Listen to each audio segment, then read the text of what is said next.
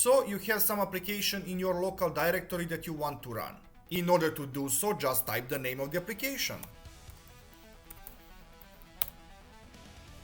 And it works perfectly. But now if I navigate one directory up, now if I want to call, you see command cannot be found. And why is that? That's because command is not in local directory.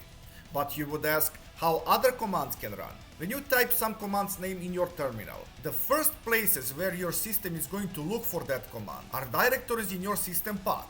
And if you want to look what directories are in your system path, type echo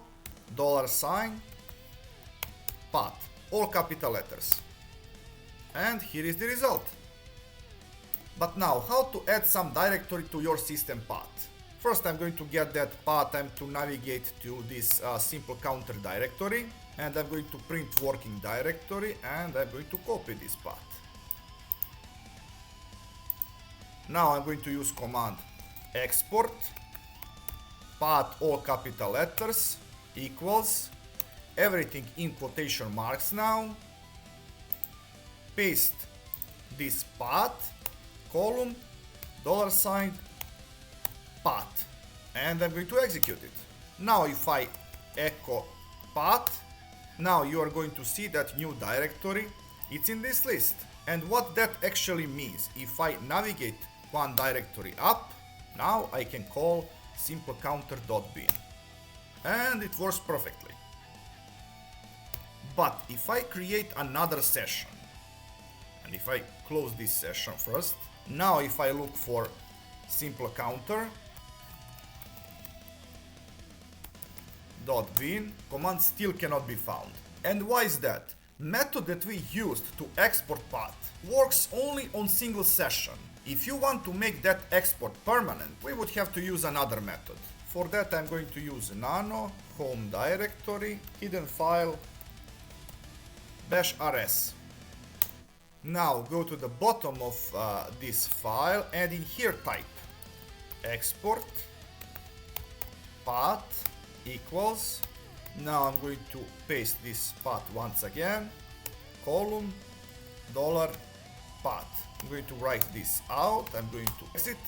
And now final command that we are going to use doesn't work with fish shell. There is another command for the same purpose that can be executed from fish. But most of you are using bash anyway, so I'm going to use bash for this purpose. And we are going to use source command on this very same hidden file, bash rc. Now if I echo path, you can see that my simple counter directory is on this list. And now I'm going to navigate to my home directory, and from here I'm going to call simple counter.bin, and it works perfectly. So with this method from now on, this program can be executed from anywhere on the system, even after reboot.